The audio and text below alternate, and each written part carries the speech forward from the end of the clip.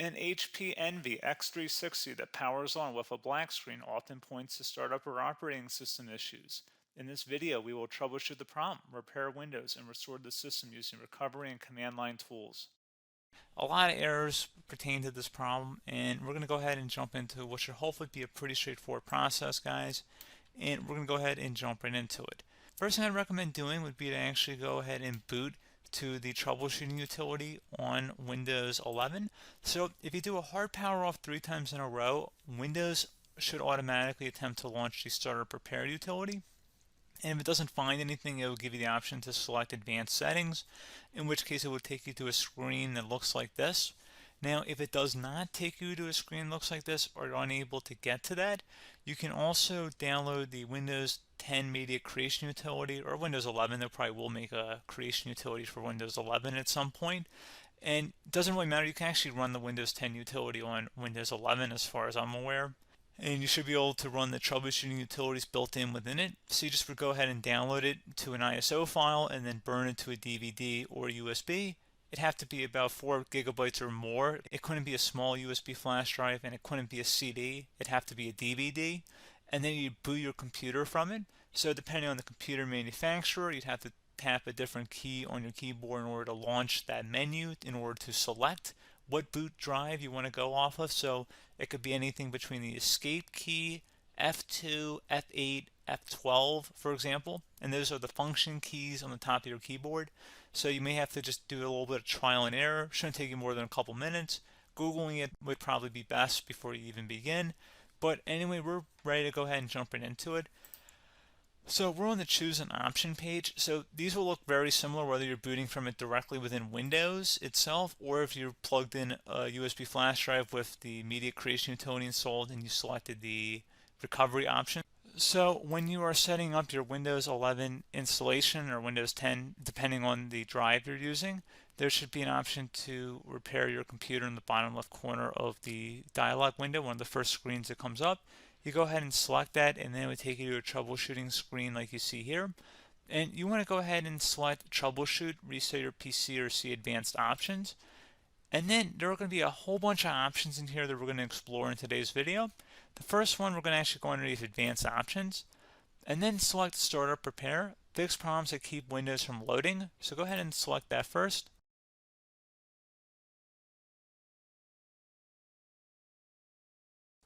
Okay, so you can see it could now repair our PC. That was our first option we could try. Something else, if we go back into advanced options here and then select troubleshoot, we're going to go underneath advanced options again. You can go ahead and actually access safe mode by selecting startup settings. And then if you select the restart button, you have the option on the screen select safe mode with networking, which will give you a key on the screen. It'll tell you which key to press to enter that. I believe it's the F7 key. It'll do that for you. I'm not going to go over that in today's tutorial because I don't really want to go into safe mode, but you're more than welcome to attempt that by going into here and then selecting restart. Again, it'll launch another screen. It'll say what key do you want to press, and it'll give you like 7 or 8 different options, and you want to select safe mode with networking. There's also an option for a command prompt too, but that's going to be something we're going to cover later in this video, and we don't even have to go through that in order to access it. So that's why I'm not going to really push for that, because unless you know exactly what's causing the problem, you probably don't need to go into safe mode. Unless you're trying to recover files, in which case then you definitely can go into safe mode, but we're trying to actually recover our computer here. So I hope that makes sense. Something else we can also try here as well would be to uninstall updates, remove recently installed quality or feature updates from Windows. So if you go ahead and select that, you can uninstall the latest quality updates, which generally is the more day-to-day updates.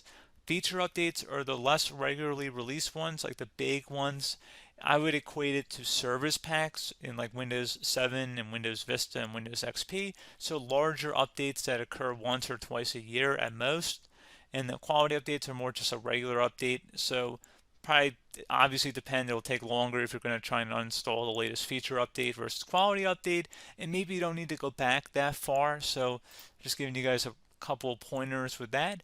Something else you can also look at here, and we're going to jump into the command prompt in a little bit, but you can select System Restore, which will use a restore point recorded on your PC to restore Windows. And this is something I would highly recommend here, guys. So select Next. Assuming you have a restore point saved on your computer, you go ahead and select the most recently created one, and you'll select next, and then you'll select the drive. You shouldn't actually have to select the drive. You can scan for affected programs, but we're going to keep it all default here, and then we're going to select finish. So once started, system restore cannot be interrupted. Do you want to continue? I think we're going to select yes. I don't think we have anything better to do on our computer right now, so just give it a moment here to initialize. It will take a couple minutes to run, obviously depending on how large your hard drive is and how much is saved on the system restore point. So just give it a couple minutes here.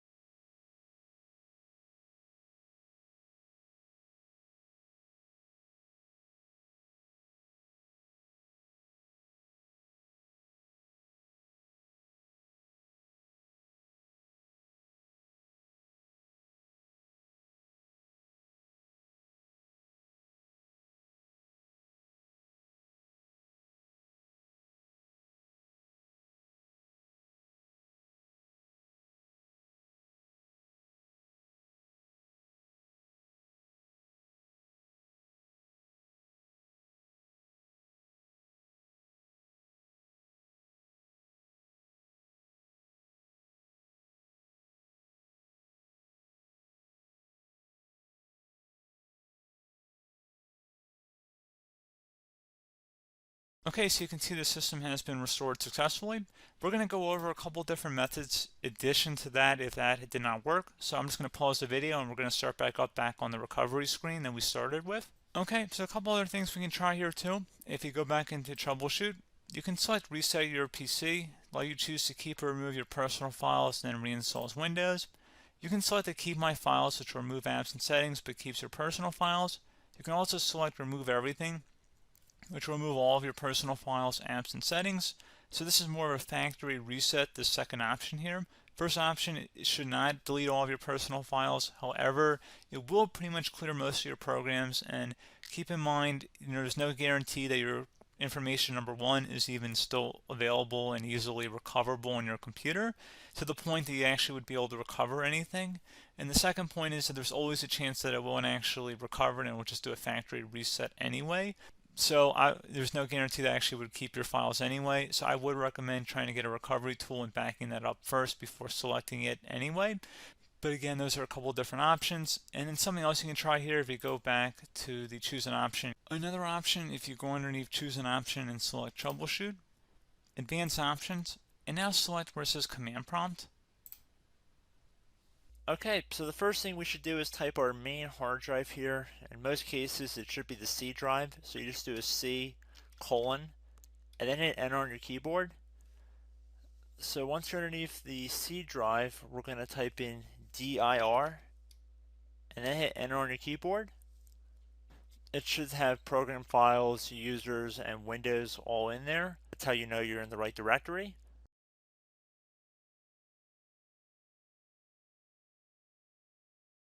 In some cases, it might be the D drive as well, so just keep that in mind.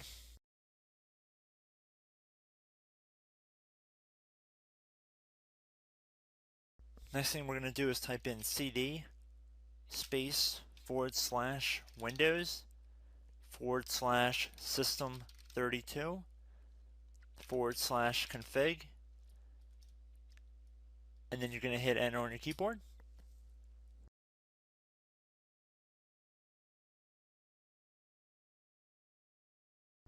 So now you're going to type md space backup.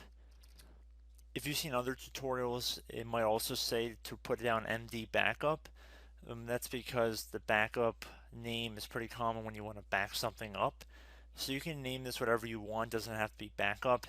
So if you've already made a backup folder in the past, you could do backup 1, for example. So once you're done setting the name you want the backup to be called, hit enter on your keyboard again.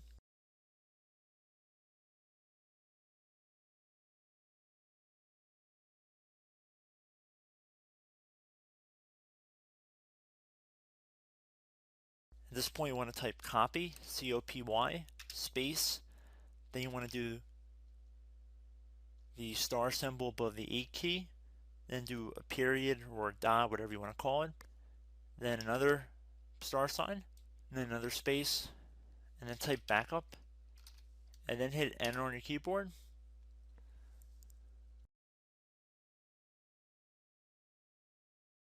Now you want to type cd reg back, R-E-G-B-A-C-K, and then hit enter on your keyboard. So now that we are under the reg back, so now you want to type dir again, and then hit enter.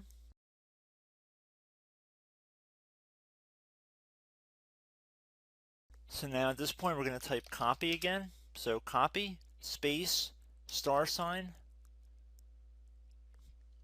dot, another star sign, space, and then 2 dots. So we're going to type copy, space, star sign, dot, sign, star sign, dot, dot, and then hit enter on your keyboard again. So for overwrite, you want to overwrite all. So type A on your keyboard, so capital A, and then hit enter on your keyboard.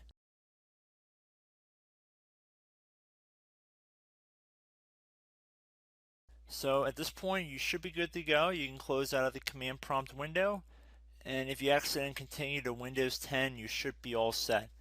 So I hope one of these 3 or 4 different methods we went through in this tutorial helped you guys out. Again, I'm not sure if you guys heard me earlier, but try to go back into your safe mode if possible and uninstall any programs you know might be conflicting with the Windows startup if you can get into safe mode. So just keep that in mind. Something very simple like that could be blocking up everything. So again, I hope this tutorial helped you guys out, and I will catch you in the next tutorial. Goodbye.